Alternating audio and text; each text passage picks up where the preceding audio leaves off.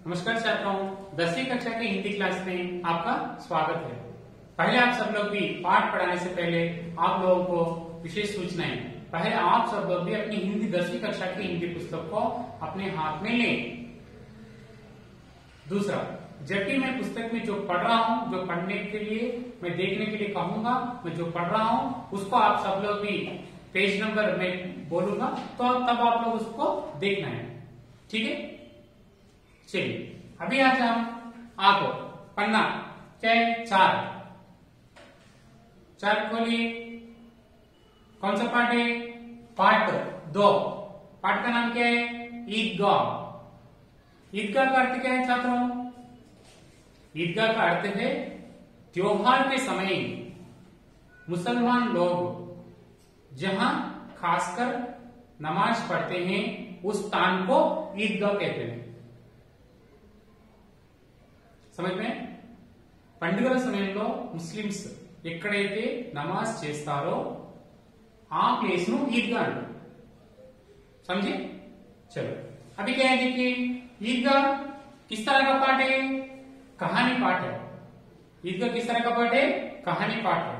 हाँ देखिए, और ईदगाह कहानी के लेखक कौन है? प्रेमचंद जी। कौन है? प्रेमचंद जी। देखिए उद्देश्य, ईदगाह कहानी आपको पढ़ाने का उद्देश्य क्या है? देखिए कहानी विधा से परिचित कराना है। आप लोगों को क्या करना है? कहानी किस तरह होती है, कहानी को किस तरह लिखते हैं, इसका परिचय देना भी इसका उद्देश्य है। और इसके साथ साथ क्या है, छात्रों में कहानी लेखन कला का विकास करना। आप लोगों में कहानी लिखने के लिए जो आपको प्रोत्साहन देना, आपको कहानी लिखने के लिए वो आपको इनकरेज करना है। और उनमें क्या है? त्याग। आप लोगों में क्या है? त्याग, सैक्रिफाइस। और क्या है? सद्भाव, अच्छे आदतों का विकास करना, मंची अलवाटू। और क्या है? विवेक అంటే మంచి తెలివితేటలు। और क्या है? जैसे संवेदनशील, कर्तव्य बोध, అనుభూతులతో కూడిన బాధ్యతాయుతమైన గుణాలను గురించి क्या आप लोगों को बताना है। समझे? हाँ देखिए, एक बार देखिए मैं पढ़ रहा हूं, आप लोग देखिए। कहानी विधा से परिचित कराना है, छात्रों में कहानी लेखन कला का विकास करना और उनमें त्याग, सद्भाव, विवेक जैसे संवेदनशील, कर्तव्य बोध संबंधी गुणों का विकास करना इस पाठ का मुख्य उद्देश्य है।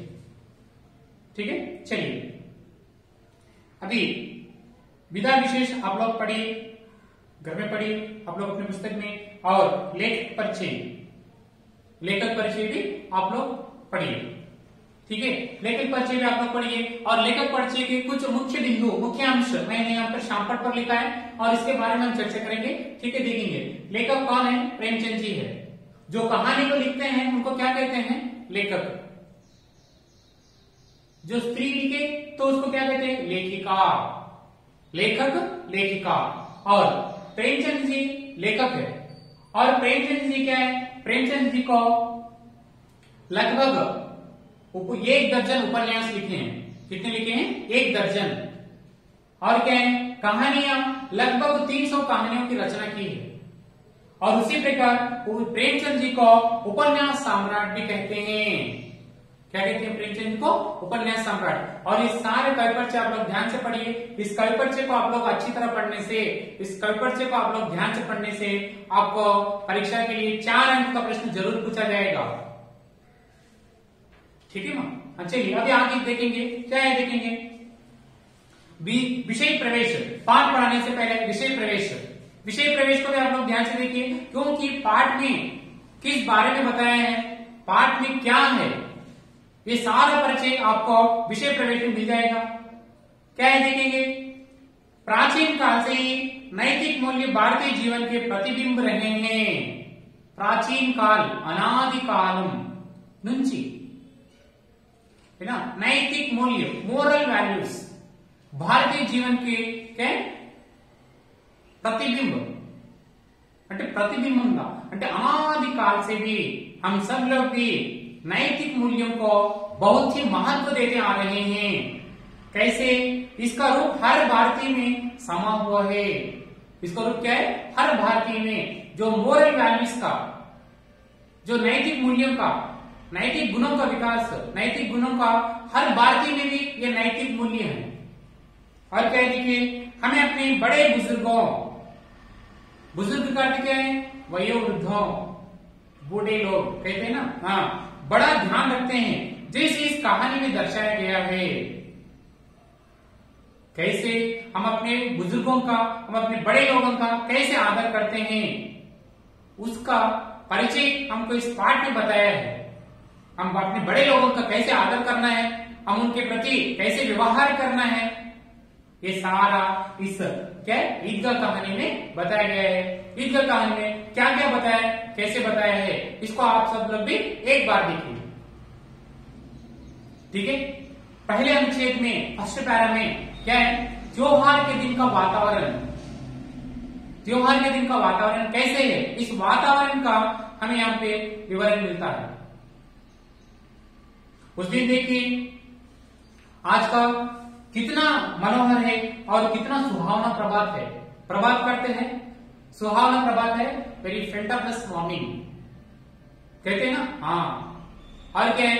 त्योहार के दिन हमें कुछ विशेष प्रकार का एक आनंद, एक उल्लास, एक खुशी हम लोगों में छा जाती है कि नहीं? हाँ, उसी प्रकार। और वृक्षों पर भी कुछ अजीब हरियाली है। वृक्षों पर क्या है? अजीब हरियाली, विंतैना हरियाली पचदन। అంటే त्योहार के समय कुछ अजीब हरियाली रहती है और दूसरे समय कुछ अजीब हरियाली रहती है, ऐसा नहीं। क्योंकि त्योहार के दिन जो हम देखने का जो विधान है, क्योंकि उस दिन हम सारे उल्लास के साथ, खुशी के साथ, आनंद के साथ रहते हैं। यही आनंद, यही उत्साह सारी प्रकृति में भी दिखाई देता है। ठीक है, और खेतों में भी कुछ अजीब रौनक, कांति, तेलुगु में कांति कहते हैं ना, प्रकाश। और क्या है? आसमान पर कुछ अजीब लालिमा, आसमान पर भी कैसे अजीब लालिमा है। लालिमा का अर्थ है लाल। और क्या है? आज का सूर्य देखो कितना प्यारा और कितना शीतल है। आज का सूर्य भी देखो कितना प्यारा है और कितना शीतल, ठंडा है, क्योंकि ज्यादा सा गर्मी नहीं है, ज्यादा सा धूप नहीं है। और मानो संसार को ईद की बधाई दे रहा है। ये सब क्या है? संसार, ये प्रपंचानिकी क्या है? ईद की बधाई, पंडुग विशेष తెలుపుతున్నట్లుగా ఉంది। समझे? हाँ, देखो ईदगाह जाने की तैयारियां हो रही है। सब लोग क्या कर रहे हैं? ईदगाह जाने के लिए तैयार हो रहे हैं। क्यों? क्योंकि एक महीना जो रोजा उपवास रखते हैं, उसके बाद ईद के दिन, त्योहार के दिन, है ना, नमाज पढ़ने के लिए कहां जाते हैं? ईदगाह। ईदगाह जाते हैं और ईदगाह जाने की तैयारियां हो रही है। अभी तक नहीं है, जाने के लिए तैयारियां हो रही है। हाँ, और देखो इस पाठ में हम पहले क्या है? एक लड़का, लड़के का नाम है हामिद। लड़के का नाम क्या है? हामिद। और लड़का, सब लड़के, उसके कुछ मित्र भी है, मोहसिन, इस और इनके मोहसिन है और कुछ इनके मित्र भी हैं। ये सब मिलकर, है ना, खिलौने, बिगुल, ये सब खरीदने के लिए सोचते हैं। और उसके साथ साथ हमीद को भी परिचय दिया जा रहा है। देखिए हमीद कैसा है, हमीद भी देखिए। और हमीद एक भोली सूरत, भोली, इनोसेंट, अमायकत्व। हमीद उसकी सूरत कैसी देखने में? भोली, चलो अमायक दोनों। हाँ, और 4-5 साल का दुबला पतला लड़का है। हमीद भी कैसे है? 4-5 साल का दुबला पतला, दुबला और पतला किस तरह का शब्द है? जोड़ शब्द है, जोड़ शब्द। ठीक है, हाँ। और दुबला पतला बकलो। और उसके पिता गत वर्ष लास्ट ईयर, है ना, हैजे, हैजे का अर्थ है कलरा। कलरा के कारण उनके पिताजी की मृत्यु हो गई और उनकी मां भी एक दिन परलोक सिधर गई। परलोक सिधर जाने का अर्थ है मृत्यु हो गई, है ना। हाँ, अब दादी अमित की देख रेखा, हमीद का पालन पोषण कौन कर रहे हैं? हमीद का पालन पोषण अपनी दादी माँ अमीना करती है। कैसे? बहुत ही प्यार से, बहुत ही प्यार से हमीद की देखभाल करती है। देखिए, और हमीद अमीना की गोदी में सोता है, क्योंकि जब उसके माता और पिता दोनों भी नहीं है, तो तब दादी ने ही हमीद को अपनी माँ और पिता के समान देखा है उसे, और उसके किसी भी तरह का, उसके प्रेम में, उसके प्यार में किसी भी तरह का बदलाव नहीं है। उस तरह उतने प्यार से दादी अमीना उसको देख रही है, उसका पोषण कर रही है। और दादी अमीना अपने हमीद से कहती है, अब्बा जान रुपये कमाने गए हैं, नाना डब्बू संपादिंचడానికి వెళ్ళిండు, माँ अल्लाह मियाँ के घर से तेरे लिए अच्छी सी चीजें लाने गई है। इस प्रकार हमीद को समझाती है। बार बार हमीद ने अपने दादी से पूछने पर दादी अमीना अपने हमीद को समझाती है, नाना డబ్బులు సంపాదించడానికి వెళ్ళిండు, అమ్మ నీకోసం మంచి మంచి వస్తువులు తీసుకురానికి వెళ్ళింది భగవంతుడి దగ్గరికి, ఈ విధంగా చెప్తూ చెప్తుందన్నమాట। ठीक है। और हमीद भी कैसा है? देखो, हमीद का वेशधारण कैसे है? देखो, हमीद देखो क्या है, हमीद के पैरों में चप्पल भी नहीं है। हमीद के पैरों में क्या नहीं है? चप्पल भी नहीं है, అంటే కాళ్ళు చెప్పులు भी नहीं, जूते भी नहीं है। और उसके सिर पर एक पुरानी टोपी है। हमीद के सिर पर कैसी टोपी है? पुरानी है, और जिसका घोटा काला पड़ गया है। घोटा का अर्थ है టోపీ పైన వచ్చేటువంటి కుచ్చు, కొంచెం కొన్ని టోపీస్ లో పైన ఉంటాయి కదా, అలాంటి కుచ్చు అన్నమాట। అది కూడా ఎట్లయిపోయింది? బాగా డర్టీగా అయిపోయింది। और क्या है? देखो, जिसका घोटा काला पड़ गया है, फिर भी क्या है? वह प्रसन्न है। फिर भी हमीद कैसे है? प्रसन्न है। प्रसन्न शब्द का विलोम शब्द क्या है? अप्रसन्न। प्रसन्न का अर्थ है खुश। कपड़े भी पुराने हैं, पैरों में चप्पल भी नहीं है, जूते भी नहीं है, और जिसकी टोपी पुरानी है, फिर भी उसका घोटा काला पड़ गया है, फिर भी हमीद कैसे है? प्रसन्न है, बहुत खुश है। देखिए, त्योहार के दिन सब लड़के नए नए वस्त्र पहने हैं, लेकिन हमीद तो वही पुराने कपड़ों पर पहना हुआ है, फिर भी हमीद कैसे है? प्रसन्न है, खुश है। अभी देखिए, अमीना अपनी कोठरी में बैठकर रो रही है। क्यों रो रही है? आज त्योहार का दिन है, घर में खाने के लिए कुछ नहीं है। त्योहार का दिन है, घर में खाने के लिए कुछ नहीं है, और अमीना यही सोच कर रो रही है। और हमीद, उसके अंदर तो क्या है? आशा की किरण है। और हमीद दादी अमीना से करता है, अम्मा तुम डरना नहीं, मैं सबसे पहले आऊंगा, तुम बिल्कुल ना डरना। हमीद को क्या मालूम है अपनी दादी क्यों रो रही है? दादी अमीना के पास आकर हमीद कहता है, तुम नहीं डरना, मैं सबसे पहले आऊंगा, భయపడద్దమ్మా, అందరికంటే నేను ముందు వస్తా, नानम्मा को చెప్తున్నాడు। और अमीना का दिल कचोट रहा है। दिल कचोटना मुहावरा है, इसका अर्थ है दुखी होना। अमीना दुखी हो रही है। क्यों दुखी हो रही है? सब लड़के अपने पिता के साथ जा रहे हैं, हमीद को अपने माँ दादी माँ के सिवा कोई नहीं है, और लड़का 3 कोस चलेगा कैसे? 3 कोस का अर्थ है 3 మైళ్ళు ఎలా నడుస్తాడు? और उसके पैरों में जूते भी नहीं है, కాళ్ళకు చెప్పులు లేవు, है ना। ఈ విధంగా అనుకుంటూ నానమ్మ బాధపడుతుంది। और उसके पैरों में छाले पड़ जाएंगे, थोड़ी दूर लेकर उसे उठाकर, है ना, गोदी में ले लेती। लेकिन यहाँ सेवाएं सब कौन बनाएगा? ఇక్కడ ఈ సేవలు ఇవన్నీ ఎవరు చేస్తారు? यही सोचकर, है ना, अमीना रो रही है। अमीना का दिल दुखी हो रहा है। अपने पास पैसे होते तो सारी सामग्री झटपट ला देती और झटपट बना देती। यहाँ तो चीजें जमा करते करते घंटों लगेंगे, అంటే వాళ్ళని వీళ్ళని అడుక్కొని తీసుకొని వచ్చేసరికి అది ఇది స్వీట్ ఏమైనా చేయాలన్నా కూడా సమయం పడుతుంది కదా। यही सोचकर अमीना का मन दुखी हो रहा है। देखिए छात्रों कैसे, और गांव से मेला चल गया। कहा? ईदगाह। ईदगाह जा रहे हैं सब लोग भी अपने पिता के साथ, जो लड़का है ना अपने अपने पिता के साथ सब लोग भी ईदगाह जा रहे हैं। और वे सब लोग भी कैसे वस्त्र पहने हैं, एक से एक भड़कीले वस्त्र पहने हैं। त्योहार के दिन ऐसा ही होता है ना, सब लोग तरह तरह के कपड़े पहने हुए हैं। देखिए इतने में ईदगाह आ गया और ईदगाह के पास नमाज पढ़ रहे हैं। नमाज भी पूरी होने के बाद सब लड़के क्या करें, मिठाइयों की दुकानों पर गए। मिठाई की दुकानों के पास जाकर मिठाइयां खरीदते हैं और हमीद दूर खड़ा होकर कैसे ललचाई आंखों से देखता है। ललचाई आशा तो कैसे, क्योंकि उसके भी मन में यह खिलौने के प्रति लालच तो है, लेकिन उसके पास पैसे नहीं है। सब लोग खरीद रहे हैं, खाने की इच्छा हमीद में भी है, लेकिन पैसे नहीं है। यही सोच रहा है। हाँ, और देखिए सब लोग मिठाइयों की दुकान के पास तरह तरह की मिठाइयां खरीदते हैं और खिलौनों की दुकानें आती है।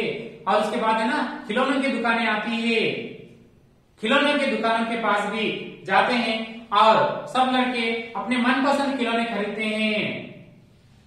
और हमीद खिलौनों की दुकान के पास गया, वहां उसने क्या देखा है, एक चिमटा देखा है। चिमटा అంటే पटकर। ఏదైతే మనం हम जो तवे को इसको पकड़ते हैं ना, पटकर, हमीद ने देखा है। अब सब लोग भी खिलौने खरीदते हैं, लेकिन हमीद ने चिमटे को देखा है। चिमटे को देखकर उस दुकानदार से पूछा है ये चिमटा कितने का है? तो दुकानदार ने कहा है क्या? हाँ, 3 पैसे। तो हमीद ने कहा है ये पैसे लोगे? तो दुकानदार ने हमीद को वह चिमटा दे दिया। हमीद को चिमटा दे दिया और हमीद चिमटे को इस तरह कंधे पर रखा। हमीद चिमटा क्यों खरीदा? क्योंकि हमीद को जब वो चिमटे को देखते ही अपनी दादी मां की याद आई। दादी मां तवे से रोटियां उतरते समय उनकी उंगलियां जल जाती थी। यह देखकर हमीद अपने दादी के लिए चिमटा खरीदा और चिमटे को भी कैसे, मानो एक बंदूक की तरह, बंदूक को गन की तरह अपने कंधे पर रखता हुआ अपने साथियों के पास आया, फ्रेंड्स के पास आया। आने पर सब साथियों ने कहा ये चिमटा क्यों लाया रे पगले, क्या करेगा इसे? कहने पर हमीद ने कहा, है ना, हमीद ने मौन रहा, कुछ नहीं कहा। उनके पास मौन रहा, कुछ नहीं कहा। जब घर आते ही अमीना हमीद का आवाज सुनते ही खुशी से हमीद को गले से लगा लेती है।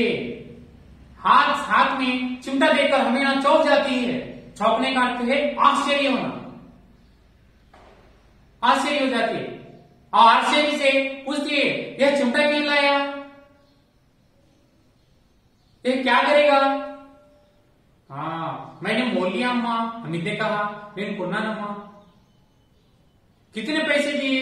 3 पैसे दिए। 3 पैसे लिखा। और अमीना ने अपने माथे पर हाथ रखते हुए, माथे का अर्थ है नुदुटा, हाँ, अपने माथे पर हाथ रखते हुए कहा कैसे बेसमझ लड़का है ना, कैसे बेसमझ लड़का है। दोपहर हुई, कुछ खाया न पिया, लाया क्या? चिमटा। सारे मेले में तो कोई चीज न मिली, जो है लोहे का चिमटा उठा लाया। हमीद ने अपराधी भाव से कहा, क्या कहा? तवे से रोटियां उतारते समय तुम्हारी उंगलियां जल जाती थी, यह मुझसे देखा न जाता था अम्मा, इसलिए मैंने इस चिमटे को लाया।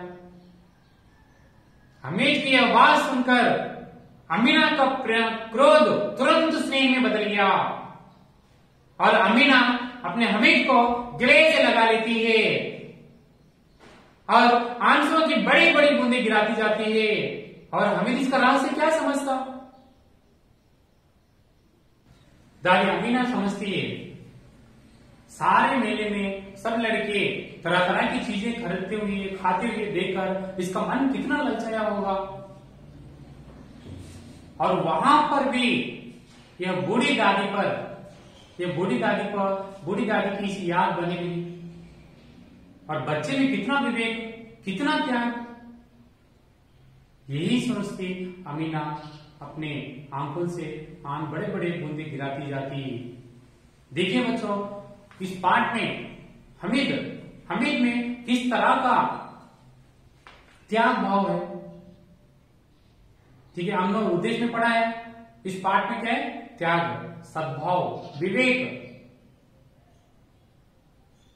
इस प्रकार के आदि गुणों का विकास कैसे हुआ है? देखिए, सब लड़के अपने मिठाई की दुकानों के पास जाकर तरह तरह की मिठाइयां खाते खरीदते देखकर और खिलौनों के खरीदते को देखकर और हमीद का मन कितना ललचाया होगा।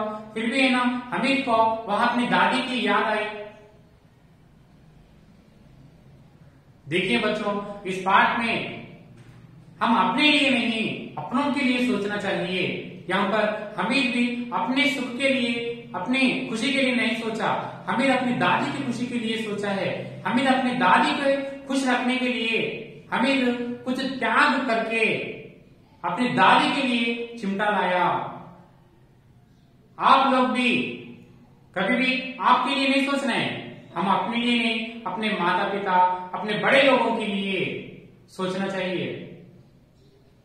ठीक है, उनके लिए हम कितना भी उनके लिए वो लोग पहले अपने माता पिता जो चाहते हैं उसको पाने के लिए हम सभी चीजों को खोना है। समझे? आप लोग भी 10वीं कक्षा में अच्छे अंक आने के लिए क्या करना है? खूब से मेहनत करना है। आप लोग को अपने माता पिता को कुछ देना नहीं है, बस यही देना है कि 10वीं कक्षा में आप सब लोगों को अच्छे अंक मिले 10/10। यही आप लोग अपने माता पिता को जो रियल गिफ्ट है। ठीक है, अभी आप लोग इस पाठ को घर में पढ़िए, ध्यान से पढ़िए। और इसमें कुछ मुहावरे भी हैं। हम फिर अगले क्लास में हम इसको मुहावरों को भाव भी आपको समझाएंगे। इसमें मुहावरे क्या है, इसमें व्याकरणांश क्या है, इन सभी चीजों के लिए हम आपको आगे क्लास में फिर आपको समझाएंगे। तब तक आप लोग ये पाठ पढ़ते रहना। पाठ को 1 से 2 बार पढ़िए। ठीक है, इसमें कुछ कठिन शब्द हैं, उन शब्दों के अर्थ समझ में ना आने पर उनको रेखांकित कीजिए। हमने फिर आगे क्लास में आपको पढ़ाएंगे ना, तब आपको उसको लिखना है। ठीक है, और ये सारांश भी आपको वार्षिक परीक्षा के लिए भी पूछा जाएगा 7 अंक के लिए। ठीक है छात्रों, अभी आप लोग इसको घर में पाठ को 1 से 2 बार पढ़िए और इसको समझने का प्रयास कीजिए। कितना अच्छा है पाठ, कहानी एकदम हाईलाइट है। ठीक है, हम फिर आपको अगले क्लास में मिलेंगे। तब तक आपको धन्यवाद। आप लोग घर में ही रहिए और सुरक्षित रहिए। धन्यवाद।